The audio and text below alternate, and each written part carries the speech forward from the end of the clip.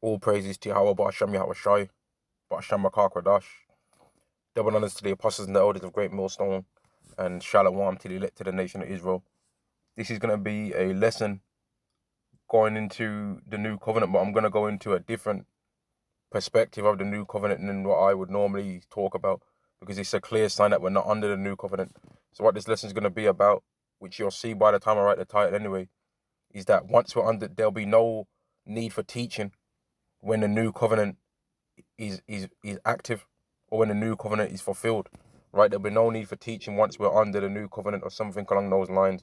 I'm gonna name this lesson, right? I'm gonna show why I'm saying that. This is Jeremiah chapter 31 and verse 31.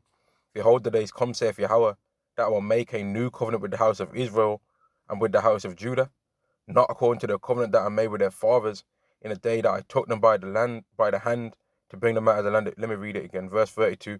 Not according to the covenant that I made with their fathers in the day that I took them by the hand to bring them out of the land of Egypt, which my covenant they break, although I was a husband unto them, saith Yahweh. But this shall be the covenant that I'll make with the house of Israel after those days, saith Yahweh. I'll put my law in their inward parts and write it in their hearts, and I will be their God, and they shall be my people, and they shall teach no more every man his neighbor, and every man his brother, saying, Know the Lord, know Yahweh, for they shall all know me from the least of them unto the greatest of them, saith Yahweh.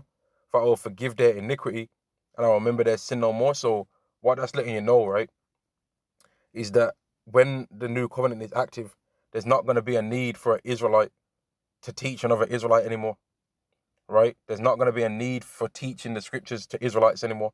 That's going to be done away with, because Israelites are already going to know it. Now, let me prove that again in the New Testament, which is another way of saying the new covenant. This is Hebrews chapter 8 and verse 7. For if that first covenant had been faultless, then should no place have been sought for the second. So there was a fault in the first covenant, and that fault was us. For finding fault with them, he saith, Behold, the days come, saith Yahweh, when I will make a new covenant with the house of Israel and with the house of Judah. Now, the reason why it mentions house of Israel and why it mentions house of Judah is because going back in the Bible, after King Solomon, right? After King Solomon built temples to his wives' gods, right? Yahweh said, I'm going to split your kingdom, but I'm not going to completely take it away from you and away from Judah in general, because I promised your father that I'm going to keep it. I'm going to keep you keep a promise to your father. But he split it. He split the kingdom, right? And then that's how you got the southern kingdom and the northern kingdom. The southern kingdom being Judah, Benjamin, and Levi, and then the northern kingdom being Ephraim and all the rest of the tribes. But that's the reason why it mentions house of Israel and house of Judah. And then when you go to Ezekiel, the 37th chapter, it's by the end of that chapter, it speaks about how they're not going to be two nations anymore. They're going to be one nation. That Yahweh's going to take them from among the heathen, and they're not going to be no more two nations, but they're going to be one kingdom in their land. Because this is going to be fulfilled once we're under the new covenant. But back to this.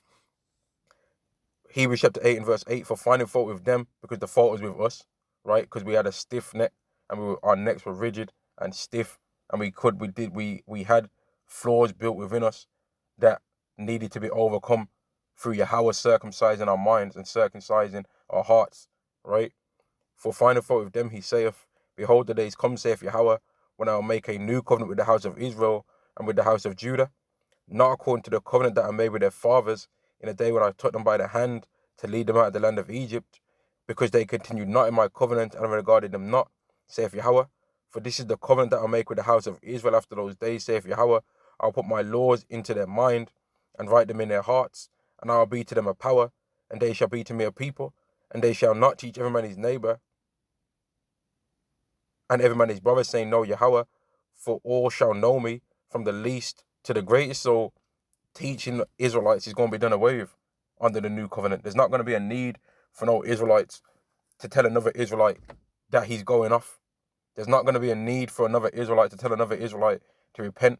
There's not going to be no more Israelite women bunning out the Israelite man.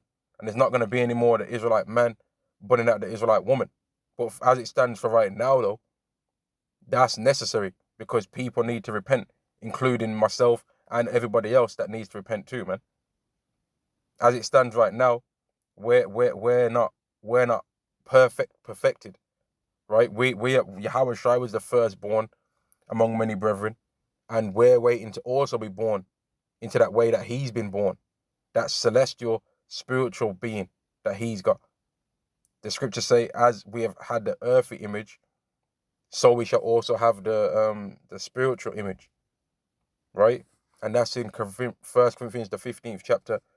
And 1 Corinthians the 15th chapter. If you read the whole of 1 Corinthians the 15th chapter, by the end of it, you find out that we're gonna receive a different form, right? A different way of being as Israelites, to where we're not gonna need to be corruptible. We're not gonna be corruptible anymore. We're not gonna be mortal anymore. We're gonna be incorruptible, and we're gonna be immortal, right? Hebrews chapter 8 and verse 12, for I will be merciful to their unrighteousness, and their sins and their iniquities will I remember no more. In that he saith, a new covenant, he have made the first old. Now that which decayeth and waxeth old is ready to vanish away, which means it's not vanished away yet. It's not completely gone yet, the old way, because we have to keep the laws, and we have to actively think about keeping them right now. But the day is going to come where we're just going to, every single time, do the right thing. We're just going to know if a woman's got a man. We're just going to know if it's the Sabbath. We're just going to know how to treat a brother. We're not going to upset our people. We're not going to be rude. We're not going to not say shalom to them.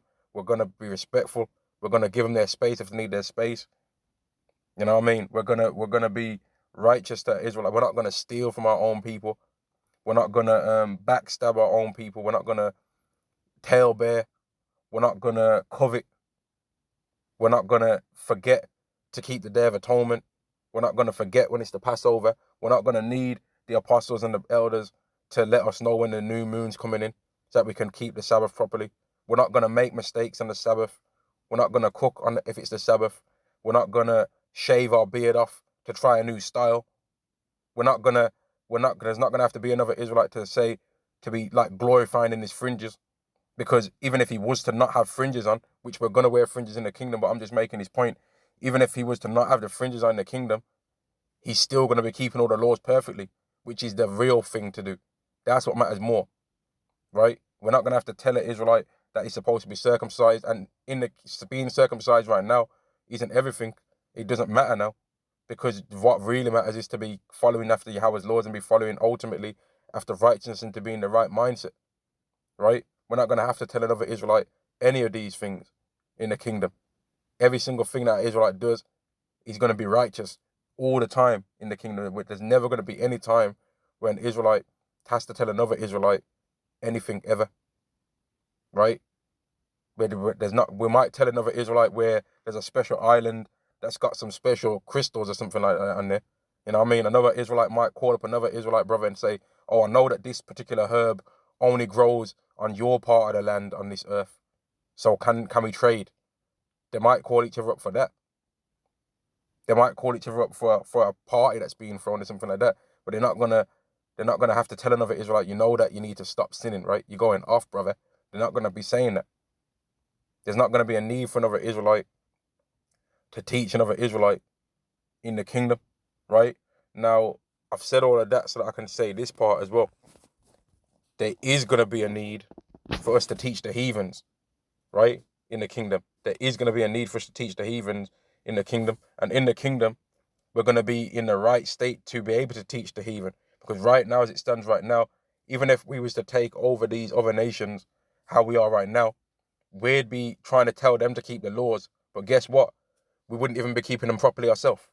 So we'd be doing what? We'd be being hypocrites right now. But we'd still rule it better than Esau. I know that's for sure.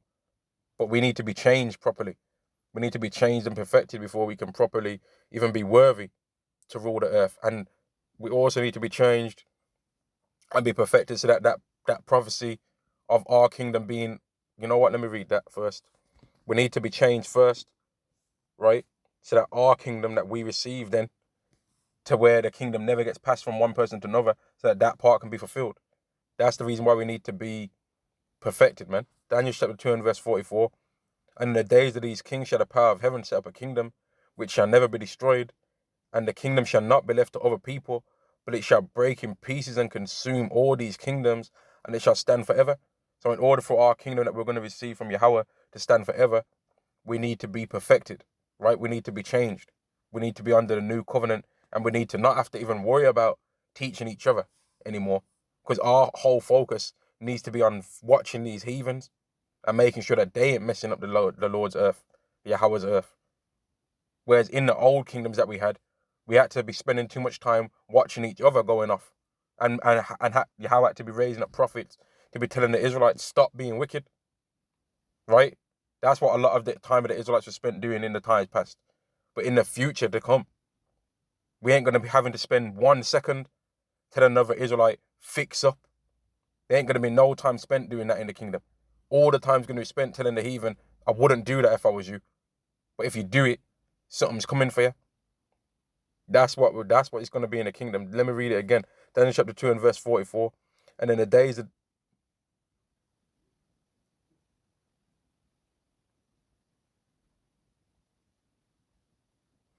Daniel chapter 2 and verse 44. And in the days of these kings shall the power of heaven set up a kingdom which shall never be destroyed, and the kingdom shall not be left to other people, but it shall break in pieces and consume all these kingdoms, and it shall stand forever. And the reason it's going to stand forever is because not one Israelite is going to mess up. Now, I can't remember the exact Israelite that it was. I can't remember his name, but the Israelite that had the Babylonish garment, right? There ain't going to be no covetous Israelites after no Babylonish garment in the kingdom. And these are the things that I like to think about. I like to think about the kingdom, man, because that's what's going to make, and that's what does make refusing certain things in this world all the more easy, man, because nothing that this kingdom can offer can be better than the things that we just feel in our spirit are going to be way better than this, man. Anything that this world got to offer. The scriptures say eyes have not seen and ears have not heard.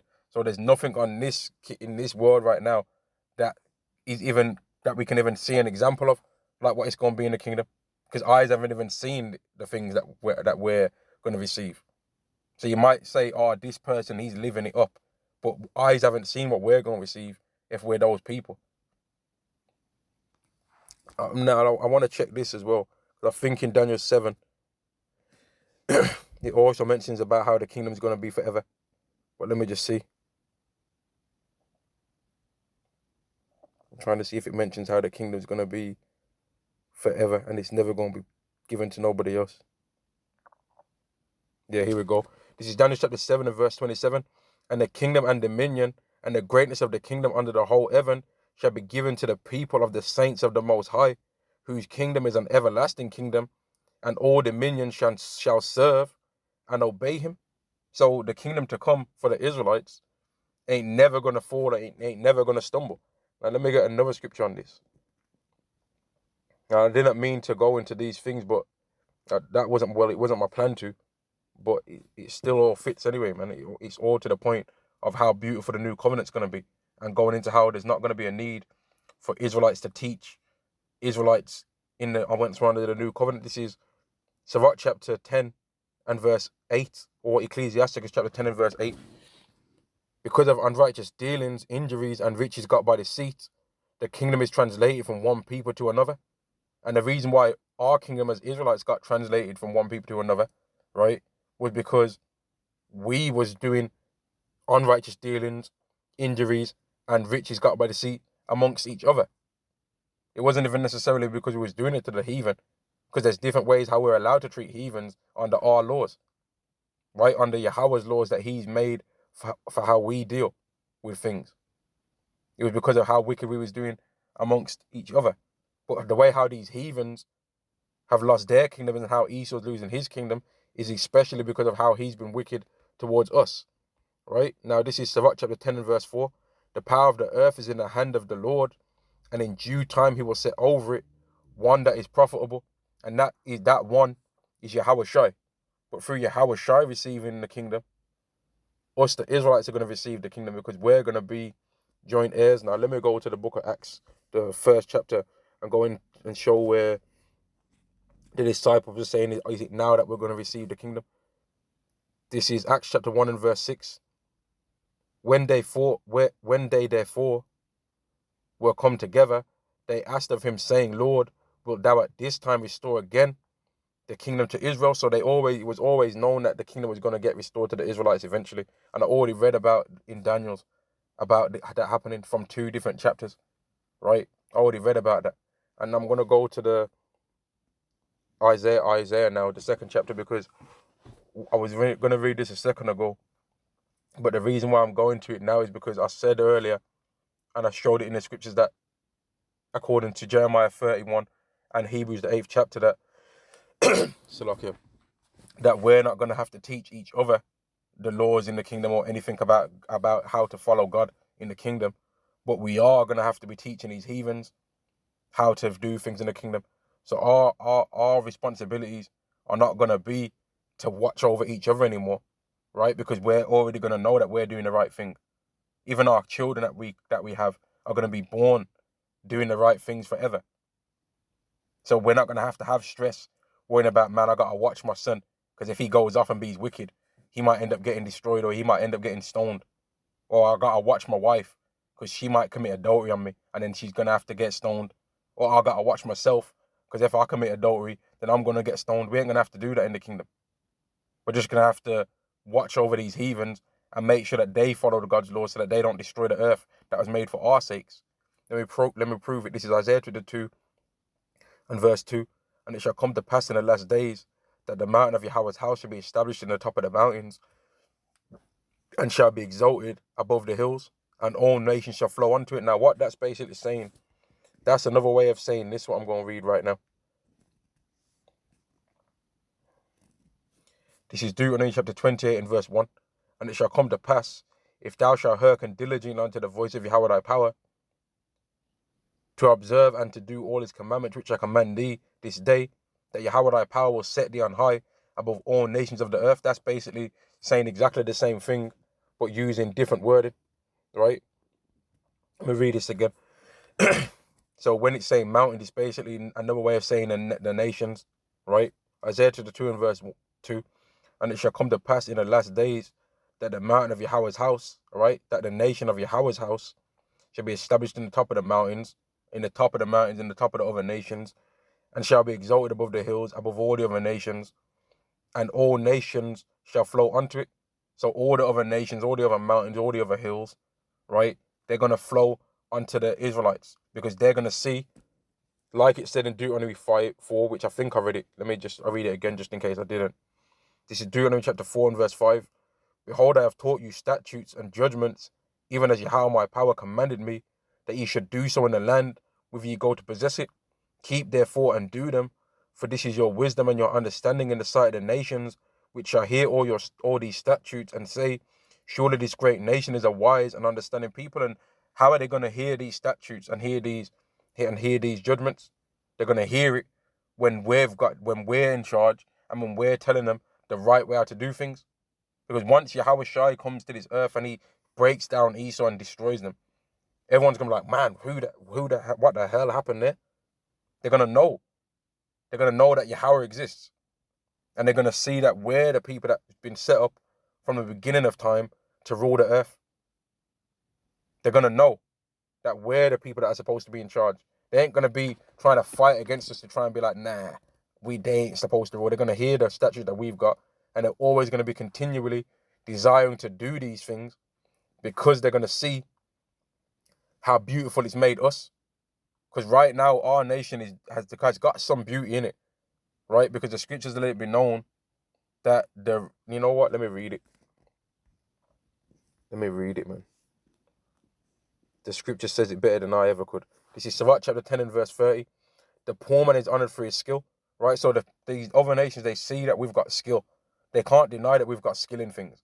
They can never say that ever in their life. And if they do say it, they're lying when they say it, right? When these nations try and say that they don't admire us secretly, they're lying, man. And some of them admire us openly. But the thing is, we ain't got the riches to back it up. The poor man is honored for his skill, and the rich man is honored for his riches. He that is honored in poverty, how much more in riches? So how much more when we get changed, man, are we going to be honored in riches? And he that is dishonorable in riches, how much more in poverty? So Esau in particular is dishonorable right now. He's very dishonorable right now. Even though he's rich, he ain't got no honor. He's not likable. even though he's rich. So if people come around Esau right now and they use him, they do business deal with him, they might use him for access to money. They laugh at his dumb jokes. Oh yeah, Alan, that was a great joke, mate. They laugh at the dumb things that he says and that, right? It's a lock, yeah. They might laugh at the dumb things that he says. They might laugh at all of his dumb jokes or whatever, right? But really, they're only doing that so that they can get money. In the kingdom, when Esau's been taken down and he's been brought low, people ain't gonna need to laugh with him no more. And that's why the scriptures say this. In fact, you know what? Let me read the last bit on that scripture first. And then I'm gonna read what I was gonna read. And maybe it will make me remember it anyway. So Mark chapter 10 and verse 31. He that is honored in poverty, how much more in riches? And he that is dishonorable in riches, how much more in poverty? Right? So Esau's not gonna have no honor. Esau ain't gonna have no honor in the kingdom, and he's not gonna be given any respect when he's in captivity. And now that I've read that, I remember the scripture that I was gonna go to. This is Isaiah chapter 14 and verse 16. They that see thee shall narrowly look upon thee and consider thee, saying, is this the man that made the earth to tremble, that did shake kingdoms? Because once these Edomites lose all their wealth, people ain't gonna be looking to them like there's something special no more. Because really, right now, people don't even believe that Esau's special right now. Right? They only pretend to be around him because they can get money. And let me prove that, man. Let me prove that with the prophecies in Obadiah. This is Obadiah chapter 1 and verse 6. How are the things of Esau searched out? How are his hidden things sought up? All the men of thy confederacy have brought thee even to the border. The men that were at peace with thee have deceived thee and prevailed against thee. And they that eat thy bread have laid a wound under thee. There is none understanding him. So these people that are rocking with Esau right now, they're really like, man, this guy is a demon. All these people that are pretending to be with Esau, they might invite an Edomite nation over to their country, and they're like, yeah, they throw a banger concert for them or whatever. You know, you might have the Hamites that they shake the sticks and the maracas and all that, and they do one of them matumbo dances and that where they be having their lip plate and that.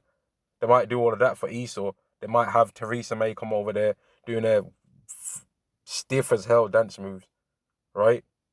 But really, they're like, man, these people are the devil. And if they was to fall down, I'd help them drop if I knew that that fall is going to be permanent. And people are going to know that fall is permanent once they see Yahweh Shai. And once people see Yahweh Shai and they realize how powerful Yahweh Shai is, and then they realize that it's not an alien from outer space, that it's not like an alien invasion, and it's not like a bugged out dream or a nightmare, and that these things are things that was written in the Bible, right? And that not only is Yahweh Shai special and amazing, but Yahweh Shai is associated and is the leader of a particular nation.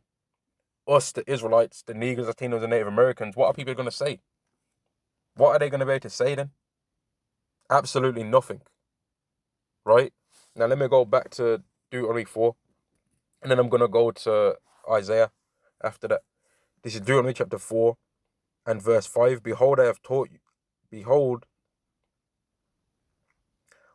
you statutes and judgments, even as Yahweh my power have commanded me, that you should do so in the land whither you go to possess it. So any land we go to, we're supposed to follow Yahweh's laws, right?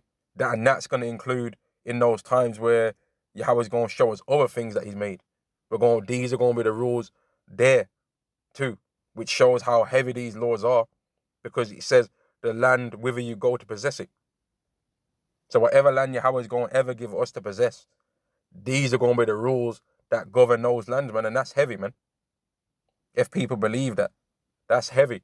That Yahweh's made a set of rules that's so powerful that that's going to be the rules everywhere that Israelites ever going to go. It's your rules in any land that you're ever going to go as an Israelite, in any place that you're ever going to go as an Israelite. These are always going to be the rules. And if people believe that space travel is a thing that's ever going to be possible, well, then that means that Israelite that travels space is going to follow these laws even in those places that they go, which means that Yahweh's made those rules on other planets be available too. But let's not even go that far. Let's just stick with what's on Earth.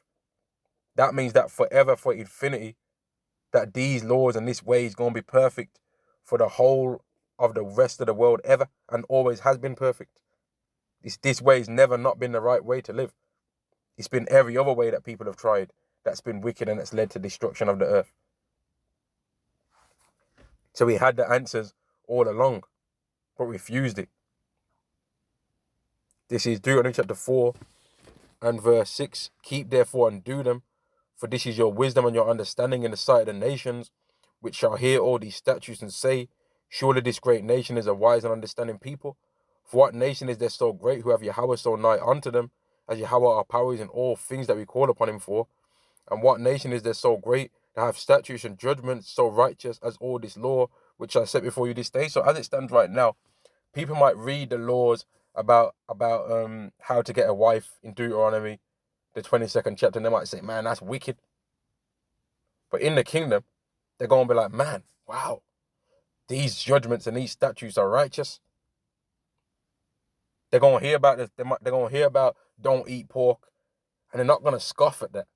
They're going to hear about Leviticus 20 and 13, and they're not going to be like, man, that's wicked, because it's just all love at the end of the day. They're not going to say that. They're going to hear about you're supposed to have a beard on your face, and they're not going to scoff. And there's going to be time where they want to start trying to do it, right? And then Yahweh's going to put the Spirit on us to let them see what happens when you try and do that way. And they're going to realize after the judgments come out that the fruit of those ways is wickedness. And the judgments are going to come out regarding these particular things. And that's going to put fear into the heathen again.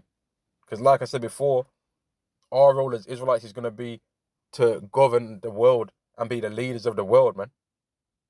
And we're not going to have to be watching each other anymore, because we're all going to know it already. We're going to be looking outward to the heathen nations and making sure that they ain't messing up Yahweh's earth. Which is really the earth that Yahweh made for the sake of the Israelites, according to 2nd Ezra, the 6th chapter, and the 54th verse to the 56th verse. Verse 7, Deuteronomy chapter 4 and verse 7. For what nation is there so great who have Yahweh so nigh unto them, as Yahweh our power is in all things that we call upon him for? And what nation is there so great that have statutes and judgments so righteous as all this law, which I set before you this day? Only take heed to thyself, and keep thy soul diligently, lest thou forget the things which thine eyes have seen, and lest they depart from thy heart all the days of thy life, but teach them thy sons and thy sons' sons. So I didn't even know it was going to say that in that last bit, man. But it was even a warning that we was given through Moses back then, that we need to make sure that we don't forget the things that we've seen, which we saw Yahweh give us fruit, mammon from heaven. We saw Yahweh split the waters, right? We saw Yahweh destroy the Egyptians through the spirit of death that came through and destroyed them during the Passover. We saw all of these things as a nation, but our hearts was blinded from remembering those things, and we started going off. And then we was even warned from back then to make sure that we teach these things to our sons and our sons' sons, right? So that it's a continual remembrance of these things, because if we didn't, we'd fall as a nation. But like us already showed, according to Jeremiah the 31st chapter and Hebrews the 8th chapter, in the kingdom we're not going to have to teach each other the laws. We're going to have it already. It's not going to be a thing where we're going to have to tell an Israelite anything anymore. We're not going to have to be told by our elders or our apostles or by brothers. There's not going to be no more rebuke going out, right? And we're not going to have to tell anybody that we might have ability to tell anymore, because everyone's going to know it, from the least to the greatest. So from even the lowest Israelite, the most grimy 2/3 Israelite right now, the most grimy son of Belial right now, right? Belial, the most grimiest Israelite that you could think of possible right now in the kingdom, even he's going to be righteous. After getting destroyed, of course. Even he's going to be righteous when he comes back through reincarnation to receive the word. He's going to not have to be told to not be wicked anymore, because he's going to be righteous. He's going to be perfected. He's going to be under the new covenant and have God's laws within him. Now let me go to Isaiah 2 to show the proof that we're going to be teaching these heathens. This is Isaiah chapter 2 and verse 2. And it shall come to pass in the last days that the mountain of Yahweh's house shall be established in the top of the mountains, and shall be exalted above the hills, and all nations shall flow unto it. And many people shall come and say, and many people shall go and say, Come ye and let us go up to the mountain of Yahweh, to the house of the power of Jacob, and he will teach us of his ways, and we'll walk in his paths. So that's basically the fulfillment of what was written in Deuteronomy, the 4th chapter, about how the nations are going to say, this is a wise and understanding people. And they will teach us of his ways, and we'll walk in his paths. For out of Zion shall go forth the law. Zion's another way pretty much of saying the Israelites. For out of Zion shall go forth the law and the word of Yahweh from Jerusalem. And sometimes Jerusalem is another way of saying the Israelites as well. Verse 4, and he shall judge among the nations and shall rebuke many people, and they shall beat their swords into plowshares and their spears into pruning hooks. Nation shall lift up sword against nation, neither shall they learn war anymore. And that's how we know that this time has not been fulfilled, because people have still got weapons of warfare, right? These big time countries that have got nuclear power, they've still got their weapons and all that, they've still got their tanks and all that, but these things are going to be destroyed when the kingdom comes, when the kingdom of Israelites come. Those things are going to be done away with, right? And it says in verse 4, and he shall judge among the nations. So if we see that one whole nation has decided to come up against another nation, because it might happen in the time of infinity that we're going to be ruling, the Ishmaelites might try and invade Moab, you know what I mean? Or Moab might try and invade Ham, and we're going to step in and be like, what the hell are you doing? Don't you know that they've got their land? Now back up, or we're going to bring some judgment down on you. These are the kind of things that the Israelites are going to be doing. And at first, it might be just one Israelite goes in and tells them, you know what, you guys need to chill, man. Right? And then if they still keep messing up, well then, you know, man, well then, I'll just leave it like that. Well then, all right? And there might be situations, lower level situations, where a group of Israelites have decided, a group of heathens might have decided to try and bring back the clean shaven look among the heathens, or they might try and be rocking goatees or whatever, and then they might just get some crazy ingrowing hairs that cause for their faces to just itch non-stop, and that's going to scare their ass to realize that they're supposed to follow what Yahweh said, right? Because as it stands right now, Yahweh's laws and Yahweh's ways mocked all the time, man. People just push it by the think, man, that was written for only the Israelites. That was only for the Jews that way. But that's the ultimate way to live. So if what the world is going to see is that the way that was written for the Jews, as they always want to try and say, is the best possible way to live. And what that way that was given to the Jews, or given to the Israelites, as this world likes to say, what that way is going to do is cause us to be immortal. So if anybody else wants to try and elongate their life and add extra days to their life, well, they'd be a fool to not follow after the only way possible that can make that happen. And they're never going to be able to receive that immortality. But let's say right now, a heathen, might live to 70 years old, rocking his wicked demonic ways. Under Yahweh's laws, they might be able to get an extra 10 years on that. They might be able to get extra 20, 30, 40 years on that. But their life's going to be better quality of life and longer days in the kingdom. But our life as Israelites, we're going to get the best glory of that, because our lives and our days are going to be continuous. So we're going to remember all the times from the moment that we're born. We're going to have continual days and remember things forever. We're never going to have to go back up to the spirit world and recharge and get sent back down again. We're just going to have it forever. We're going to be down here enjoying Yahweh's amazing creations, man. I'm gonna end the lesson there, man. But I wanted to do this video because I think about the new covenant a lot, man, and I wanted to go into some scriptures on that to show that we're not under it yet. All right. So I'm gonna say shalom, shalom to the nation of Israel, shalom. All praises to Yahweh Ba'ashem Yahweh Shai, shalom.